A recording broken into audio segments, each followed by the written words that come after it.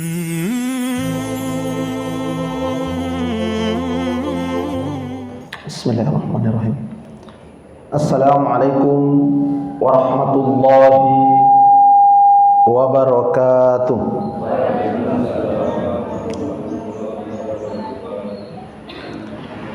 Innal hamdalillah nahmaduhu wa nasta'inuhu wa nastaghfiruh wa na'udzu billahi min shururi anfusina wa min sayyiati a'malina.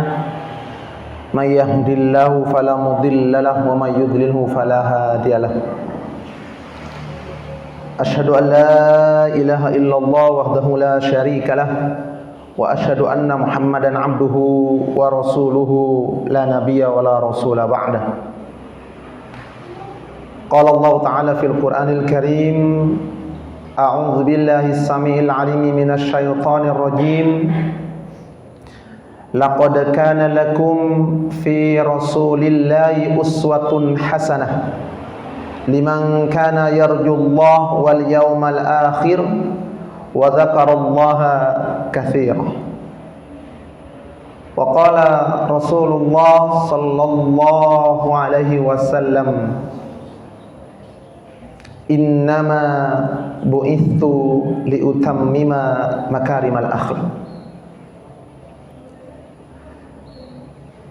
Bapak Ibu jamaah pengajian Ahad pagi di Masjid Darus Sunnah Buluhan yang dirahmati Allah Subhanahu wa taala. Marilah yang pertama dan yang utama kita senantiasa memanjatkan puji syukur kita kehadirat Allah Subhanahu wa taala. Alhamdulillah, hingga pagi yang mendung tapi belum hujan. Karena itu saya tadi habis subuh langsung berangkat dan tiba di tempat ini jam 5 kurang 15. Jadi kata Ustadz Malik yang number one, tapi ternyata sudah ada yang lebih awal, Ustadz Usta kalau tidak salah ya. Pagi-pagi sudah beramal ya, jadi saya ternyata kalah langkah dibanding beliau. Nah, sama seperti di zaman sahabat, antara Umar radhiyallahu an ingin tampil di depan, tampil lebih awal, ternyata selalu kalah dengan sahabat Abu Bakar radhiyallahu. Nah, itulah contoh para sahabat. Namun alhamdulillah, Bapak Ibu yang dirahmati Allah Subhanahu wa taala, walaupun yang telat itu lebih baik daripada yang tidak datang. Ya. Dan alhamdulillah ibu-ibu, bapak-bapak yang dirahmati Allah Subhanahu wa taala, hadirnya kita ke tempat ini dalam rangka untuk thalabul ilmi, menuntut ilmu. Dan mudah-mudahan langkah kita dari rumah ke tempat ini dicatat oleh Allah Subhanahu wa taala sebagai amalan kebajikan kita yang kelak akan memberatkan timbangan kebaikan kita di saat yaumul hisab. Amin ya rabbal alamin. Salawat dan salam semoga tetap tercurah limpahkan kepada Nabi kita Muhammad sallallahu alaihi wasallam. Nabi kita adalah qudwah dan uswatun hasanah. Yang mudah-mudahan salawat dan salam juga tetap tercurah juga kepada keluarganya, para sahabatnya, dan orang-orang yang istiqomah menghidupkan sunnah-sunnahnya, menegakkan akidah dan syariatnya, serta melanjutkan dakwah risalah Nabi Muhammad sallallahu alaihi wasallam. Selanjutnya yang saya hormati Ustadz Malik Abdul Malik yang mempersilahkan, memberikan kesempatan kepada kami. Terus terang ini masih muda, Ustadz jauh dibanding Ustadz Malik.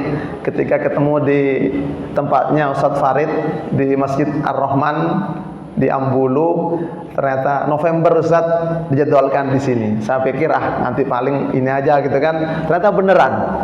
Habis itu tiba-tiba di WA sama Ustadz Malik dan kemudian diberikan amanah untuk menyampaikan sebuah tema yang menurut saya cukup berat. Dan saya belum tentu juga bisa menjalankan secara maksimal.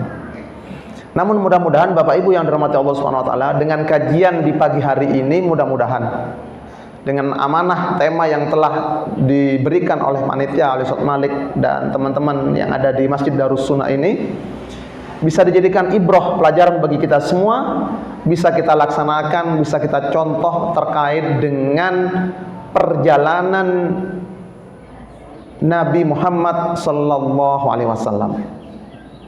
Ustaz Ustaz selaku pemangku juga yang kami hormati, Ustaz Farid juga ini yang alhamdulillah 5 kilo Ustaz ya. Tapi yakinilah Ustaz, ada jauh sebelum kita itu sahabat Nabi yang ketahuan itu 3 jam menempuh perjalanan menuju masjid. Nah Ustaz Farid ini 5 kilo, ternyata alhamdulillah nih bisa istiqomah di tempat ini sholat Jumat. Dan juga tentu ada jamaah-jamaah yang lain ya, yang mudah-mudahan tidak mengurangi rasa hormat saya karena belum kenal semuanya. Kalau tadi kata Ustadz Lutfi, Ustadz muda kita ini sudah tidak asing, saya pikir banyak asing mungkin Mas ya, karena saya baru pertama ke tempat ini. Dan insya Allah sebentar lagi akan menjadi bagian dari keluarga besar Gawo, karena ponakan saya dapat tetangga sebelah ini di daerah Gawo ya. Insya Allah bulan Desember akan menikah ya. Jadi silaturahim kita insya Allah terikat, ukhuwah Islamiyah juga ada ukhuwah yang ikatannya dengan pernikahan ya, menjadi satu kesatuan warga kita insya Allah. Bapak Ibu yang dirahmati Allah Subhanahu wa taala, para ustadz, para kiai, para ulama, para ibu-ibu, ustazah yang tanpa mengurangi rasa hormat kami, mudah-mudahan senantiasa dijaga, dilindungi oleh Allah Subhanahu wa taala, dan senantiasa kita semua jamaah yang hadir di tempat ini diberikan keberkahan oleh Allah Subhanahu wa taala. Berkah dimulai dari diri kita, berkah usia. Di antara berkah usia, kita gunakan usia yang diberikan oleh Allah untuk menjalankan apa? Amanah.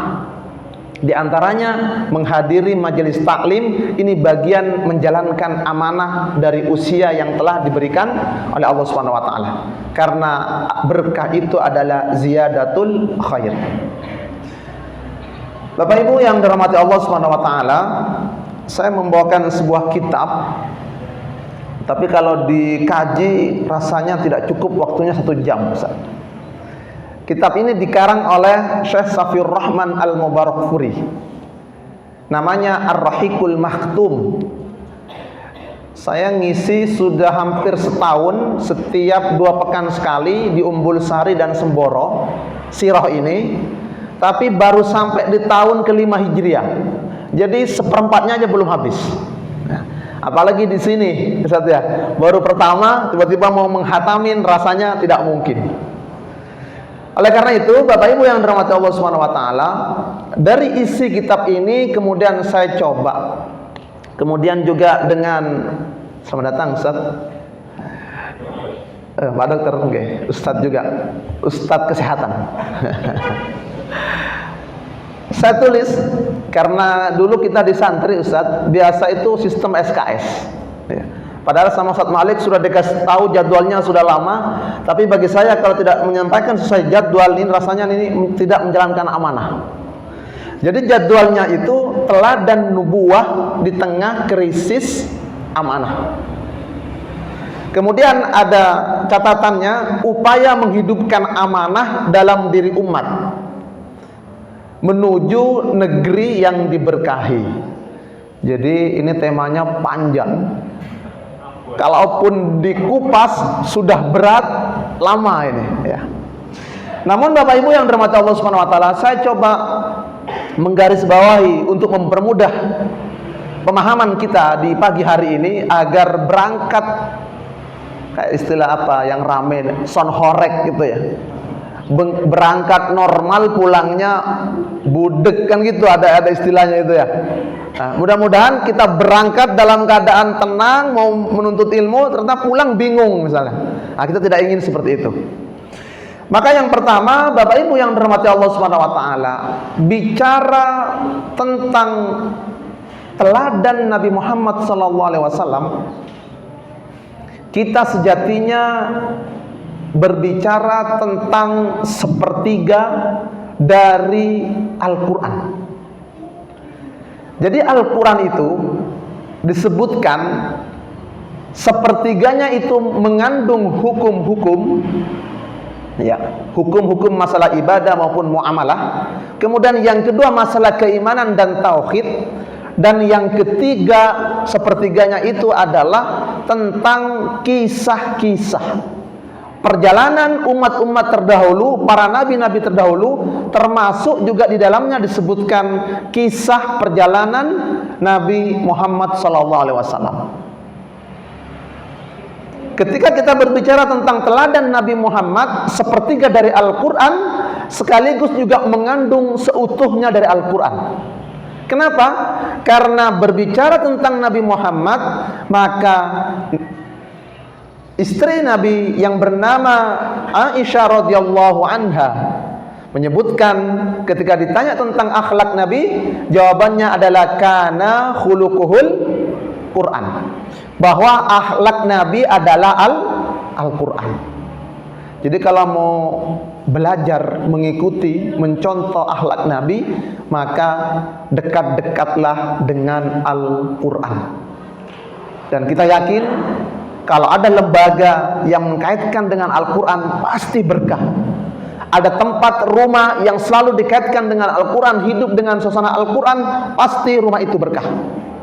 Karena kita sudah merasakan, kita sudah menyaksikan sepanjang sejarah, sesuatu yang melekat dengan Al-Quran akan menjadi mulia dan lebih utama dibanding yang lain.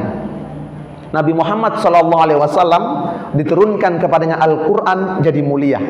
Malaikat Jibril alaihissalam menjadi wasilah, tukang antarnya, seperti sekarang kurirnya, ternyata menjadi malaikat Ruhul Amin. Malam Lailatul Qadar menjadi malam yang paling utama karena diturunkan padanya malam itu diturunkan Al-Quran. Bulan yang jadi utama diturunkan di bulan Ramadan karena di bulan Ramadan diturunkan Al-Quran. Maka yakinilah kalau kita dekat dengan Al-Quran, senantiasa mengkaji Al-Quran, menghafalkan Al-Quran, mengamalkan isi Al-Quran, mendakwahkan Al-Quran, maka yakinilah Allah akan mengangkat derajat kita dibanding dengan yang lainnya. Bahkan Nabi Muhammad SAW bersabda, khairukum man ta'allamal Qur'an wa 'allamahu. Sebaik-baik orang di antara kalian adalah yang belajar Al-Quran dan mengajarkannya. Jadi kalau ada guru ngaji tidak percaya diri, itu dipertanyakan terkait dengan kualitas keimanannya. Mohon maaf, saya cerita, bulan lalu anak saya 2 kali nginap di rumah sakit.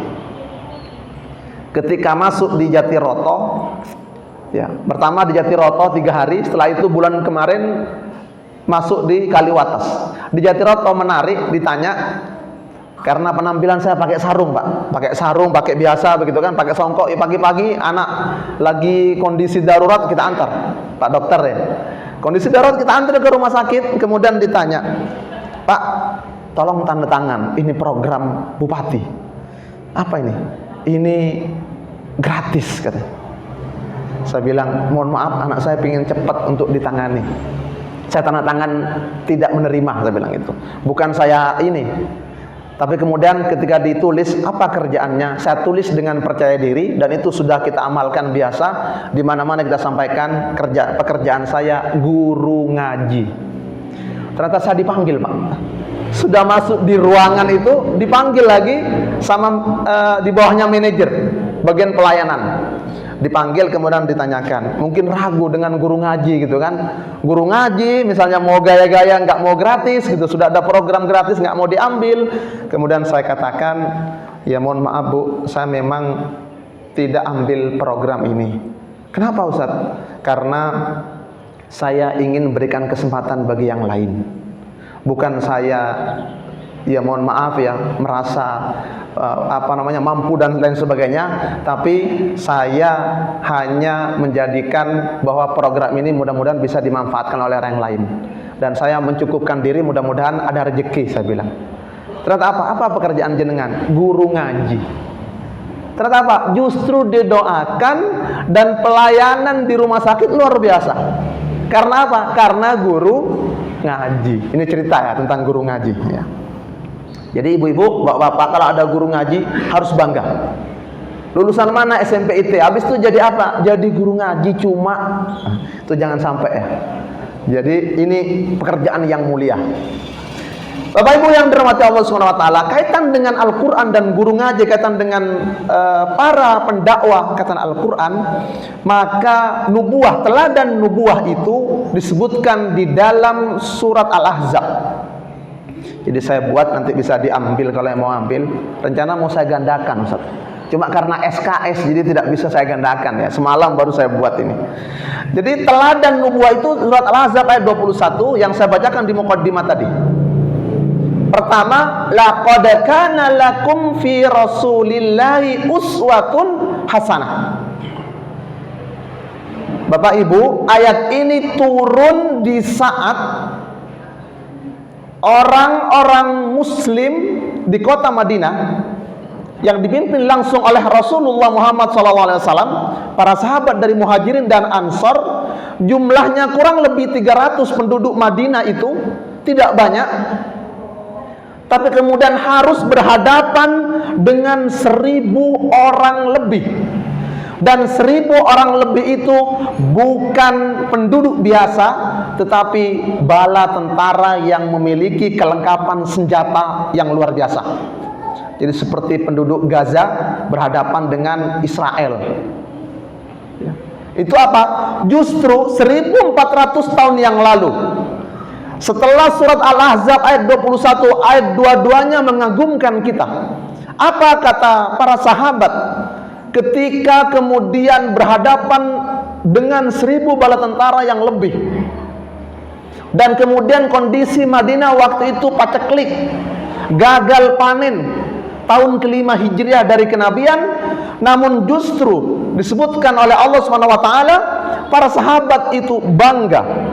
Disebutkan walamma ra'al mu'minuna al-ahzab, tatkala orang-orang mukmin dari orang-orang mukmin di Madinah ketika berhadapan dengan Ahzab. Ahzab ini koalisi besar.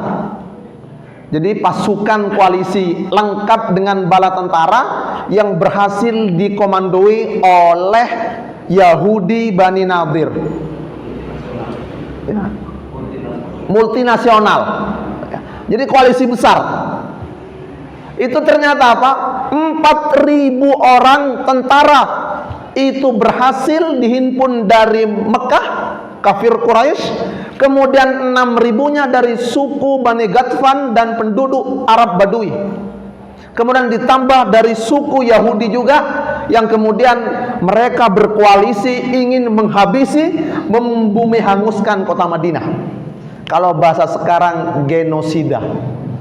Jadi genosida itu sudah ada dari zaman dulu, bahkan orang-orang Yahudi itu sudah dari dulu, termasuk ngompor-ngompori. Jadi kalau ada yang mental ngompor-ngompori, ngadu domba di antara sesama umat Islam, itu biasanya mohon maaf, kalau kita belajar sejarah, karena ini teladan nubuah, itu mentalnya adalah mental Yahudi, walaupun KTP-nya mungkin Islam. Mohon maaf. Itu yang pertama. Tapi kemudian walamma ra'al mu'minuna ahzab, orang-orang mukmin justru ketika berhadapan dengan perang Ahzab, koalisi besar, apa kata mereka? Qalu hadza ma wa'adana Allah wa rasulah. Mereka mengatakan bahwa inilah apa yang telah dijanjikan oleh Allah dan Rasulnya. Wa sadaqallahu wa rasulah.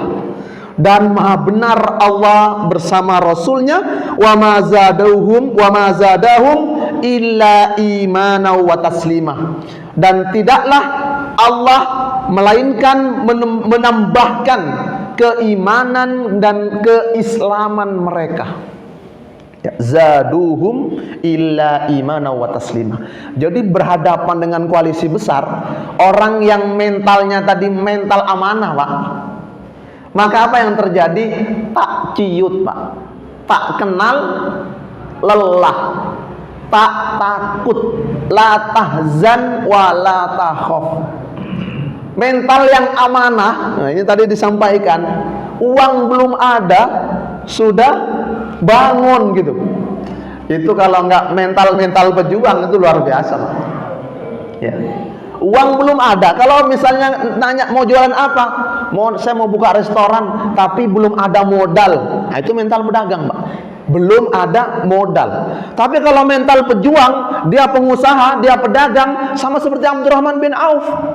Belum ada modal, tapi apa? Tunjukkan aku pasar. Coba. Bukan tunjukkan aku uang modal. Tapi mental yang beriman yakin kalau ada usaha, ada ikhtiar, maka pertolongan Allah akan datang. Selama ikhtiar usaha yang kita lakukan di jalan Allah Subhanahu wa taala. Bapak Ibu yang dirahmati Allah Subhanahu wa taala. Kemudian selanjutnya 1 jam, Ustaz. Ya, enggak cukup rasanya nih, Ustaz.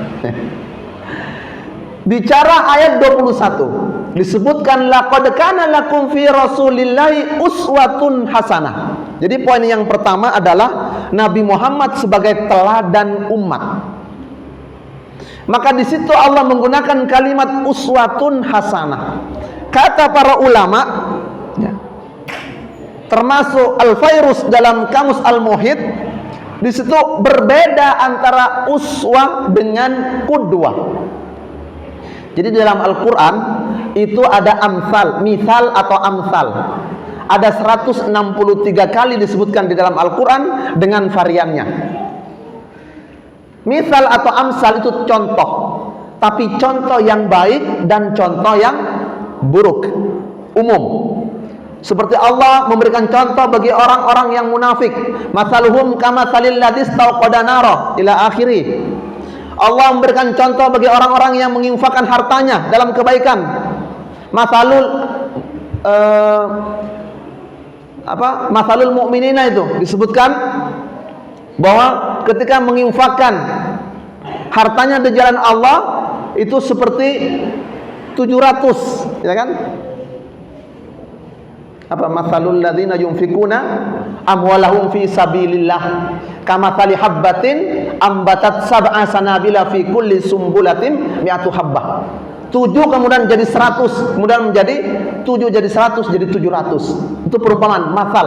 Kemudian dalam surat At-Tahrim ketika Allah memberikan perumpamaan bagi keluarganya Nabi Nuh dan Nabi Lut disebutkan daraballahu mathalan lil ladzina kafaru, masal. Kemudian ayat berikutnya dalam surah At-Tahrim yang sama Allah memberikan percontohan perumpamaan bagi keluarganya Fir'aun. Wa daraballahu mathalan lil ladzina imra'ata fir'aun. Itu masal, ada contoh yang baik, contoh yang buruk, tapi ini umum. Kemudian yang kedua, contoh itu disebut qudwah. Kata Al-Fairuz dalam kitabnya bahwa qudwah itu berasal dari qada yaqdu, yang artinya sesuatu yang dijadikan panutan dalam perbuatan. Tapi qudwah ini hanya dalam hal yang baik. Itu qudwah. Kemudian uswah ini bermakna baik dan buruk. Tetapi uswah ini sifatnya umum.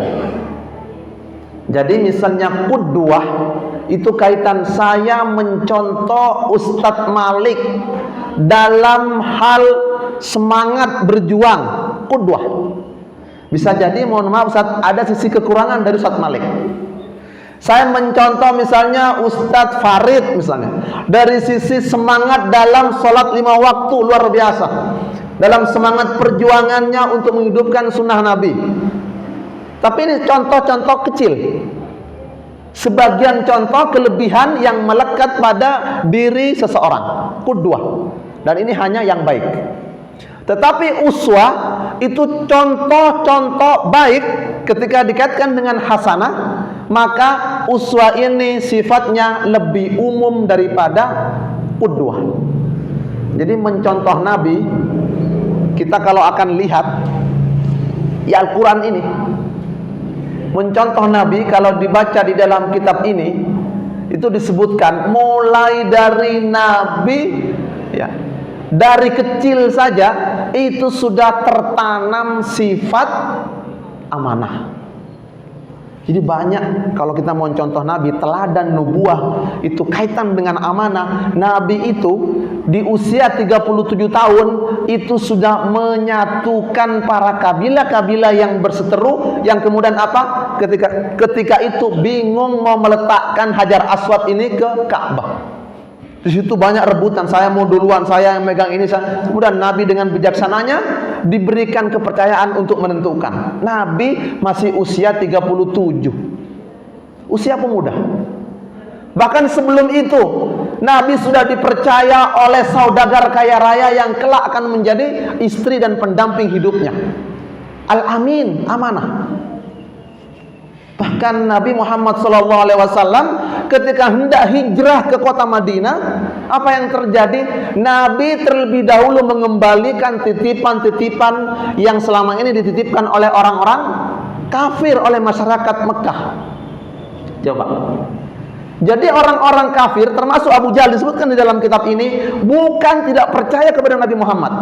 Abu Jahal mengakui, disebutkan oleh Syekh Safir Rahman Al-Mubarakfuri dalam kitabnya ini, hanya saja kata Abu Jahal menolak terkait dengan ajaran barunya, menolak keyakinan barunya karena mengaku Nabi, tapi percaya bahwa Nabi Muhammad itu amanah.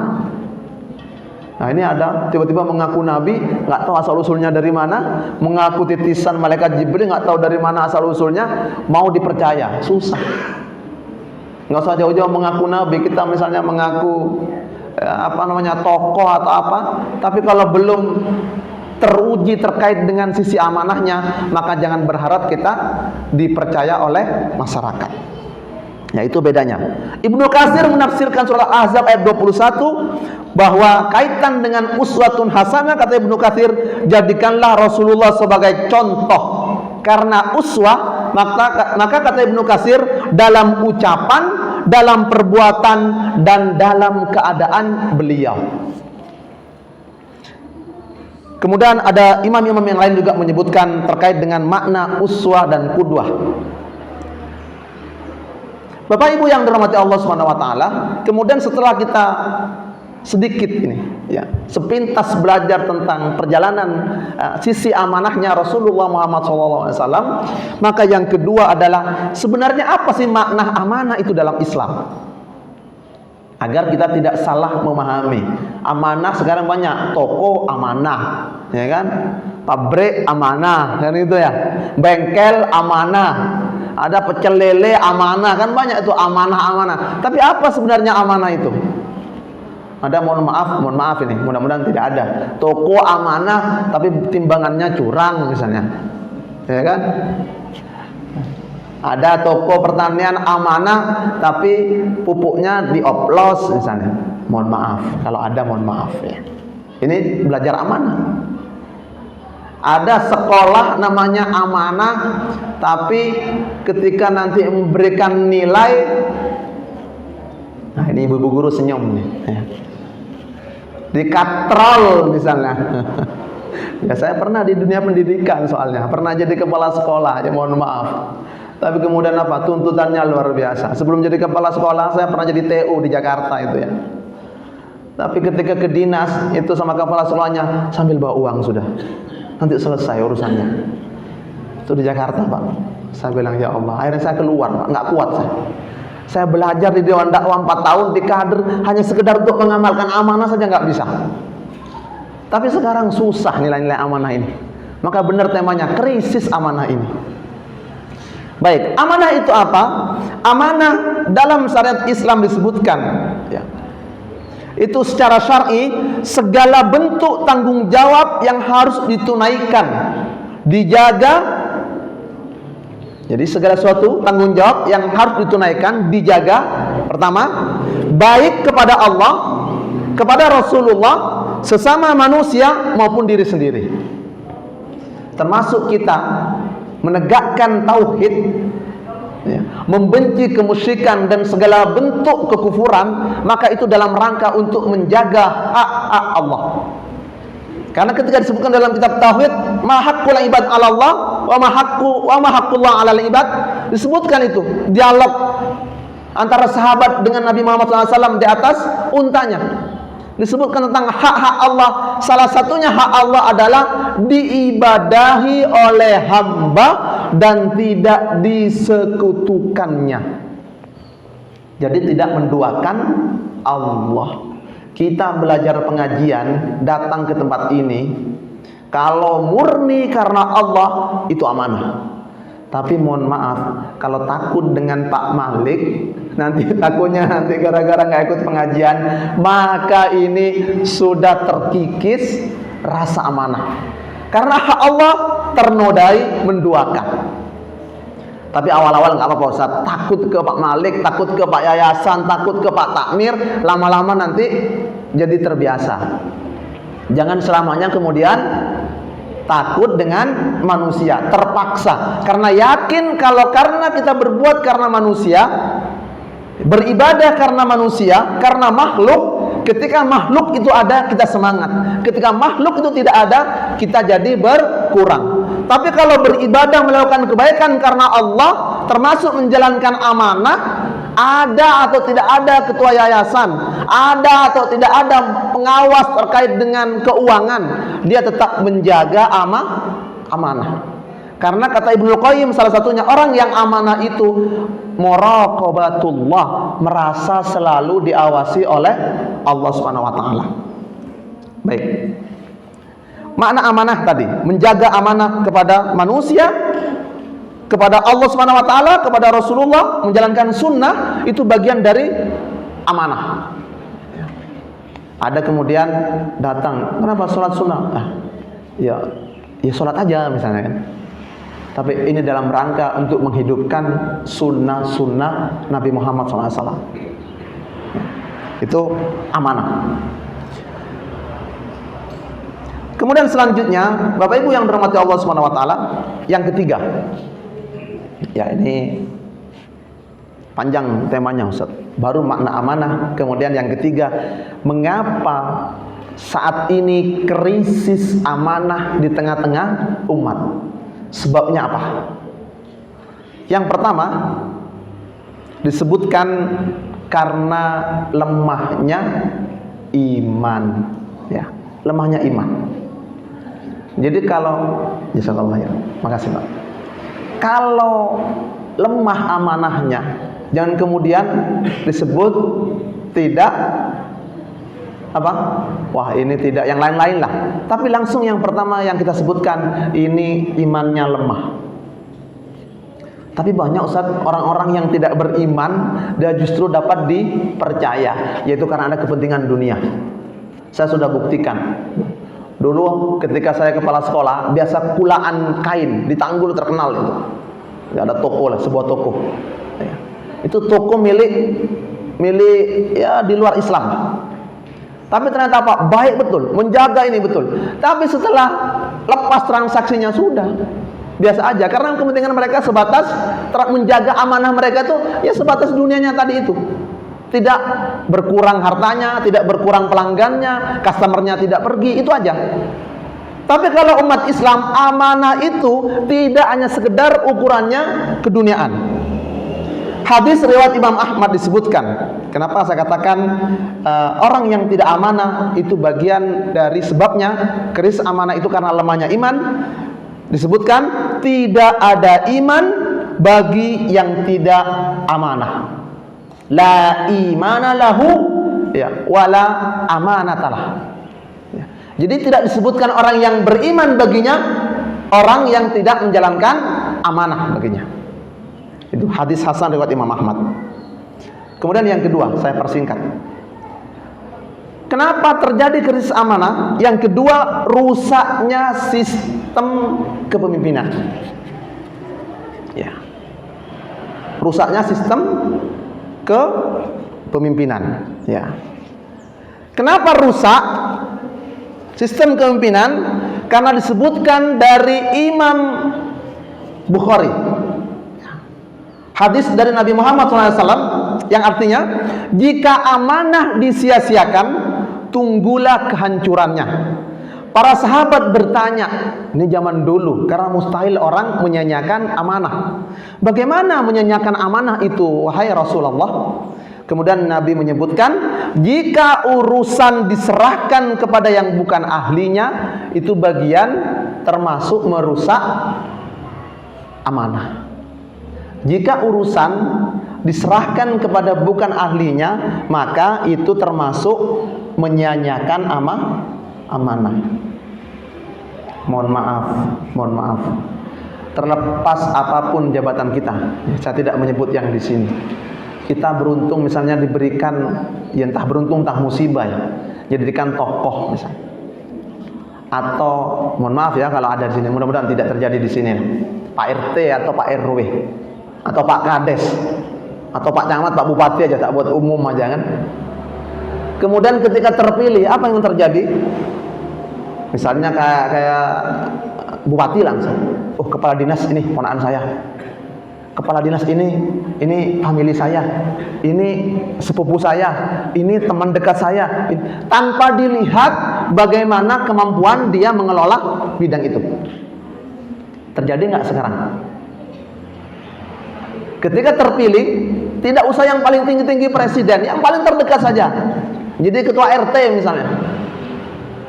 Mudah-mudahan tidak terjadi di sini. Saya khawatir dia mau Pak RT. Siapa dapat bantuan? PKH dari atas. Siapa yang terjadi? Wah ini nih, sempat ada viral di TikTok itu, tidak mau ditempel stiker keluarga miskin, lagi viral itu. Sampai punya mobil, rumahnya mewah, mobilnya luar biasa, dia masih mau menerima itu. Tapi nggak tahu kok bisa itu. Ketika petugas mau menempelkan, dia tidak mau, dia menolak. Jangan ditempel di sini. Coba. Loh berarti nanti sampean dicabut, nggak apa-apa. Jangan ini, jangan, itu bukan urusan. Data saya sudah masuk di atas. Nah, itu bahasanya begitu. Nah, jadi ini apa? Soal amanah. Rusak sistem kepemimpinan karena terkait bukan lagi kemampuan dan keahlian, bukan karena dia ahli, tapi karena dia punya koneksi. Sama seperti kita, mohon maaf ya. Misalnya dia mananya takmir masjid, wah ini anak saya imam dulu, yang lain walaupun lebih fasih, nanti aja dulu itu misalnya. Atau ini kadang-kadang begitu, ya. Walaupun ada kemudian orang-orang orientalis mengkritisi ketika kaitan dengan nepotisme, dikaitkan dengan perjalanan Khalifatul Mukminin. Abu Bakar As-Siddiq, siapanya Nabi? Mertuanya Nabi. Umar bin Khattab, apanya Nabi?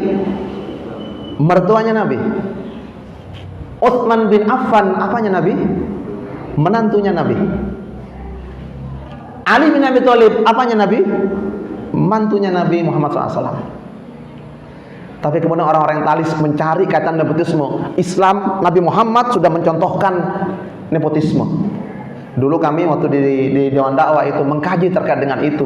Ternyata itu hanya tipu-tipu orientalis. Kenapa? Itu bukan soal karena faktor kekerabatan atau mantu dan mertua, tetapi melainkan karena memiliki kemampuan dan kapasitas yang kemudian juga menjadi kesepakatan umat Islam. Bukankah kemudian yang ditunjuk oleh sahabat Umar bin Khattab radhiyallahu an adalah Abdurrahman bin Auf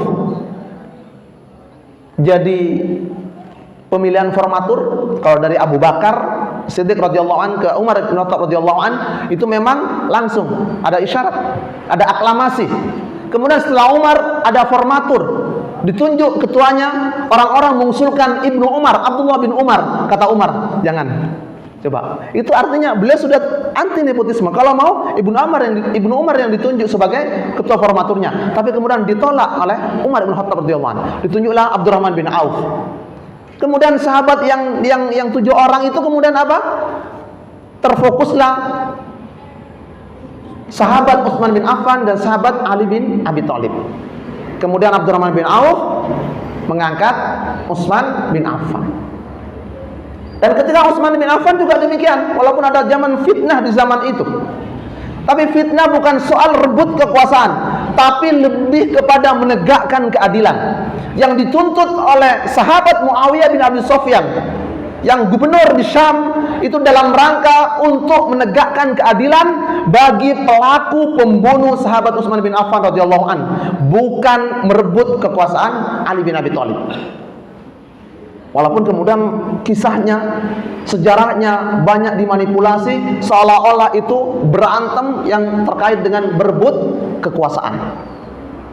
Ya, nauzubillah min dzalik. Itu para sahabat radhiyallahu anhum ajmain. Radhiyallahu anhu wa radu'an. Allah sudah ridha kepada mereka dari kalangan Muhajirin dan Ansor. Bukankah Zubair bin Awam itu termasuk 10 sahabat yang jamin masuk surga, itu berada di pihak Muawiyah bin Abi Sufyan. Tapi kemudian Ali bin Abi Thalib juga 10 sahabat yang dijamin masuk surga tanpa hisab, itu berada berseberangan pihak bersama Zubair bin Awam. Lalu kemudian ahli sirah menulis kejadian di antara para sahabat tidak disebutkan sebagai perang, walaupun diterjemahkan dengan istilah perang, karena perang itu ghazwah dan ma'rakah atau sariyah. Tapi kemudian disebutkan ini bagian dari mauqi, peristiwa kejadian, ya. Bapak Ibu yang dirahmati Allah Subhanahu wa taala, kemudian itu kaitan dengan bahwa krisis amanah kaitan dengan rusaknya sistem kepemimpinan, karena ketika amanah-amanah disia-siakan itu salah satu indikatornya adalah ketika menyerahkan amanah bukan pada ahlinya. Ketika bicara kesehatan, tanya sama Pak Dokter. Ketika masalah agama, masalah pendidikan, tanya sama Pak ahli pendidikan. Ketika tanya masalah pertanian, tanya sama ahli pertanian. Ya, fas'alu ahlaz dzikri in kuntum la ta'lamun. Bertanya saja sama ahlinya. Apalagi kita memberikan amanah, harus sama ahlinya. Yang ketiga, kenapa amanah sudah mulai krisis di tengah-tengah umat? Karena yang ketiga, kurangnya pendidikan adab. Alhamdulillah Ustaz Malik jenengan merintis di sini sudah lebih dulu. Kami sedang mulai merintis di Tanggul itu. Jadi dari usia balita kemudian lompat di usia lansia. Ya, ibu-ibu, bapak-bapak, kita buat kalau di Tanggul ya, doakan semoga bisa menyebar. Kita buka markas-markas Quran kecil. Jadi kami cari-cari rumah kosong, guru ngaji nganggur, itu. Rumah kosong diisi hantu, kita isi, mudah-mudahan diisi para malaikat. Ya, karena yang hidup dengan Al-Quran para malaikat di situ kan seliuran. Hadisnya begitu. Ma'as safaratil kiramil barar. Kemudian guru ngaji yang nganggur, yang tidak percaya diri itu kita akan latih. Kita nanti sama-sama membuat sistem pembelajaran Al-Quran.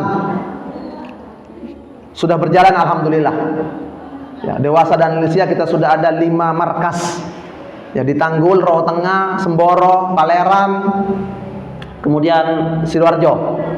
Ya, ada 5 rumah-rumah yang kosong sebelumnya diisi hantu itu, kecuali rumah kami. Rumah kami memang bangun langsung kita buat markas Quran gitu. Bukan rumah hantu ya, insyaallah. Itu.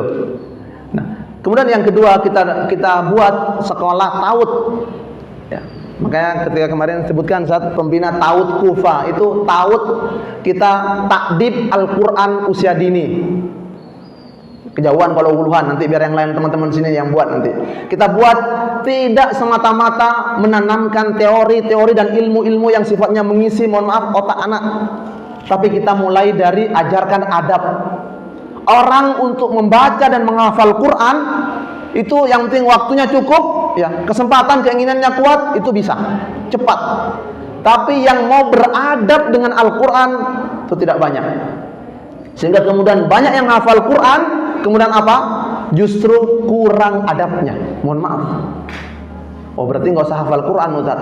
Apalagi yang nggak hafal Quran.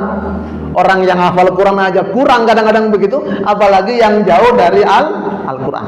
Maka penting bagi kita, bagi ibu-ibu, para guru, tingkatkan yang awal kita tanamkan kepada anak-anak kita, anak didik kita adalah adab sebelum yang lain. Maka ketika anak-anak masuk sekolah, ini ada para guru, jangan sudah dikerjakan PR atau belum. Tanyakan dulu bagaimana adab dia kepada Allah. Sudah sholat subuh berjamaah tadi pagi? Sudah berbakti dan membantu pekerjaan orang tua? Tanya dulu yang begitu-begitu kaitan dengan adab, dan ini melekat dengan keimanan. Agar apa? Agar kelak dia merasa selalu dititipkan amanah dan dia menjaga amanah itu. Karena itu dibentuk oleh adab. Itu bedanya kurikulum sekarang dengan kurikulum dulu. Kalau kurikulum dulu para salafus soleh, bagaimana disebutkan oleh Imam Hasan Al-Basri, ya, tokoh di antara tokohnya para tabi'in menyebutkan bahwa dulu ulama-ulama salaf itu belajar adab 30 tahun, baru belajar ilmu 20 tahun. Ya, kata Imam Hasan Al-Basri. Kemudian yang keempat, kenapa krisis adab?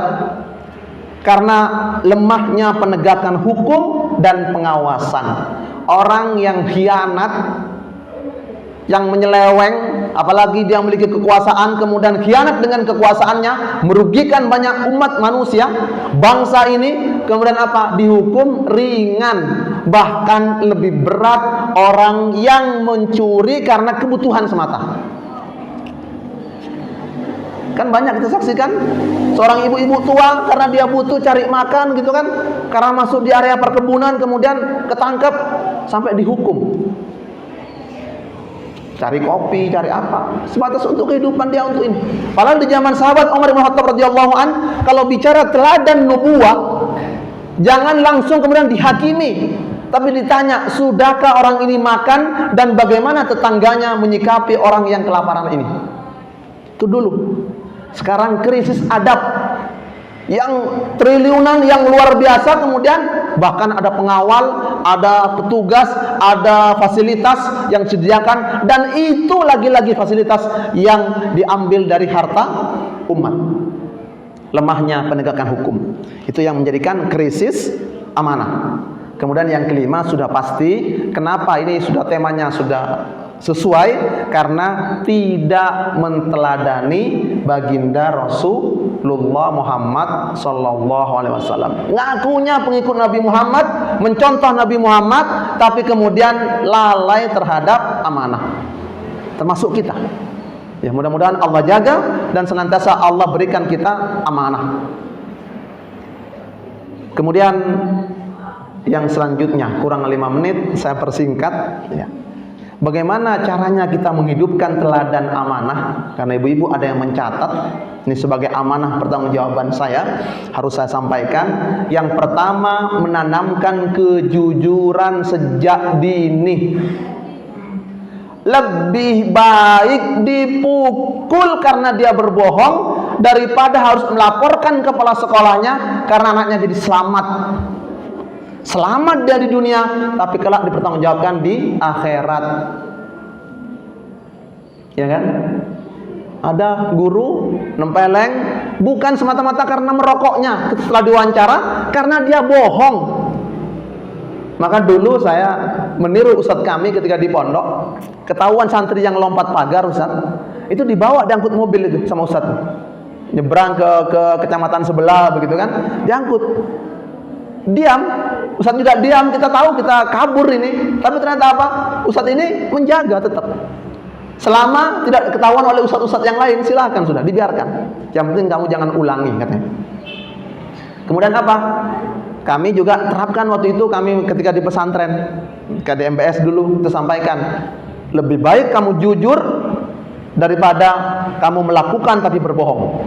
Kamu bohong, mungkin kamu terbebas dari hukuman, tapi kalau kamu jujur, kamu justru mungkin bisa jadi dibebaskan dari hukuman.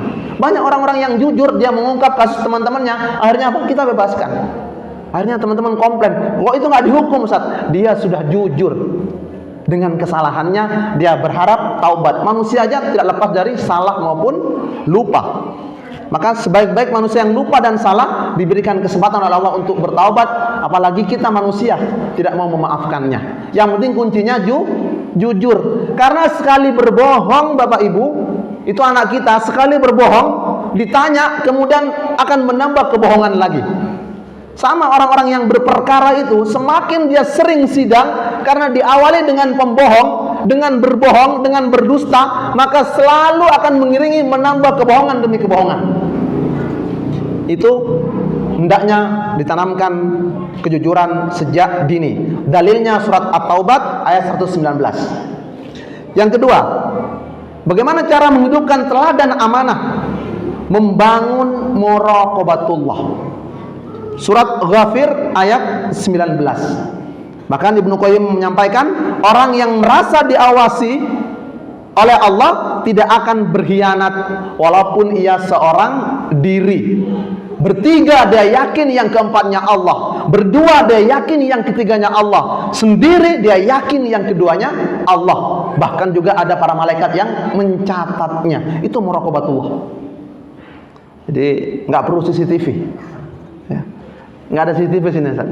Dulu ada wali santri, Ustaz ini nggak dikasih CCTV, kita tanamkan kesadaran anak-anak untuk muraqabatullah. Kalaupun ada kesalahan, inilah pondok belajar kehidupan. Daripada CCTV, nanti CCTV juga bisa direkayasa.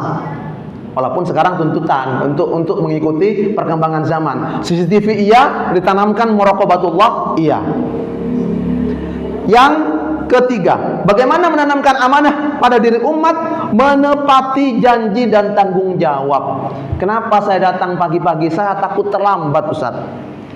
Saya menyampaikan amanah Pak Dokter, nanti kok terlambat Ustaznya ini, kan? Ini jam 8 aja nggak amanah, nanti lewat jam 8. Nah, ini kaitan dengan menjalankan amanah, menepati janji dan senantiasa tanggung jawab. Al-Isra ayat 34. Yang keempat, bagaimana cara menghidupkan teladan amanah? Menjaga amanah ketika dia diberi amanah kepemimpinan. Kata Umar bin Abdul Aziz, disebutkan pemimpin yang amanah adalah benteng umat. Yakinilah kalau sudah muncul pemimpin yang kelihatan amanah, yakinilah dia sejatinya adalah benteng umat. Terlepas pemimpin tertinggi atau pemimpin yang terendah di tengah-tengah masyarakat, yakinilah pemimpin itu kalau sudah amanah, menegakkan amanah, itulah benteng umat. Kata Umar bin Abdul Aziz, pemimpin yang terkenal zuhud, warak dan luar biasa. Yang kelima, bagaimana cara menghidupkan teladan amanah? Bergaul dengan orang-orang soleh. Diriwayatkan oleh hadis riwayat Bukhari dan Muslim ketika menyebutkan mathalul jalisis soleh wassuq, perumpamaan orang yang duduk dengan orang yang soleh dengan orang-orang yang tidak soleh, yang jahat. Ya, kita ini duduk-duduk begini dalam rangka untuk menumbuhkan amanah. Sering-sering hadir di majelis taklim, sering hadir pengajian. Tapi pengajian bukan yang penuh dengan ghibah dan lain sebagainya ya. Pengajian yang betul-betul thalabul ilmi. Itu.